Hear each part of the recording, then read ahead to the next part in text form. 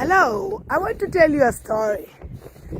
In a country called South Sudan, there's a leader called President Kiir.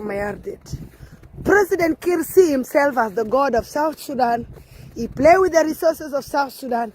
He doesn't care because anytime he gets sick or his fellow leaders get sick, they run outside for treatment. So the South Sudanese remain the problem, they remain the people suffering.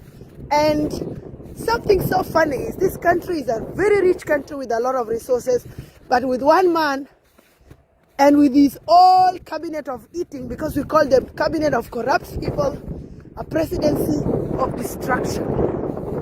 Something so interesting, he always come out and ask other people in the world that please give us money because I cannot be able to lead people that are hungry and their stomach have nothing. So they have to be fed so that they will hear what I'm saying.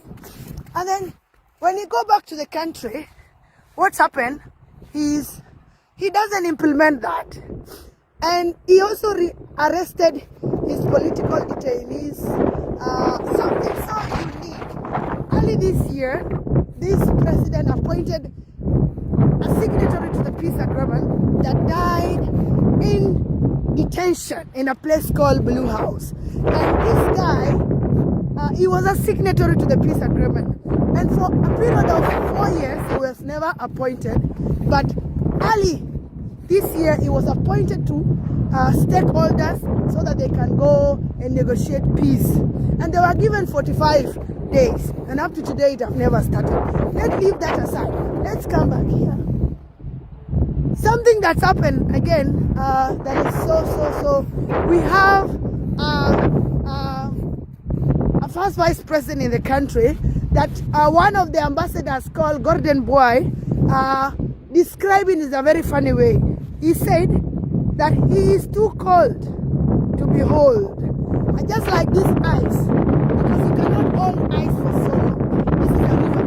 And then he also said he's too hot to behold. So you cannot hold a fire for so long. And you cannot. And this a political leader earned himself over to Juba government so that they can go and negotiate peace. And the government of South Sudan arrested him and he put him inside. And then this South Sudan is a country whereby we have 64 tribes, but the president only appoint one tribe, and the tribe they're not even seeing the harm. So he made these people, he promotes military for himself, and his advisor is the president of Uganda, which give him the weapons. And he came out and openly and said the UPDF, which are the Ugandan forces army, are in South Sudan, and he's not even ashamed that other troops are coming to protect his government. So to me, this president have done the worst thing actually in the history of humanitarian. What did he do?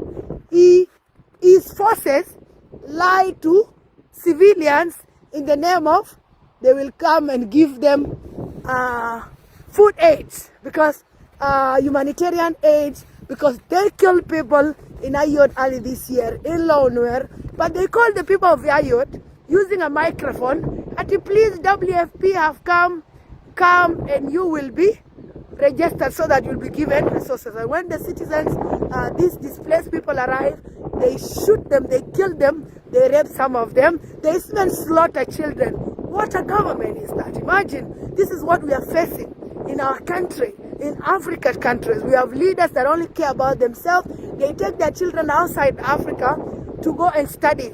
And they also go for treatment outside. They don't even trust the doctors or the hospitals that are within the country. They steal our money so that they can go outside for treatment.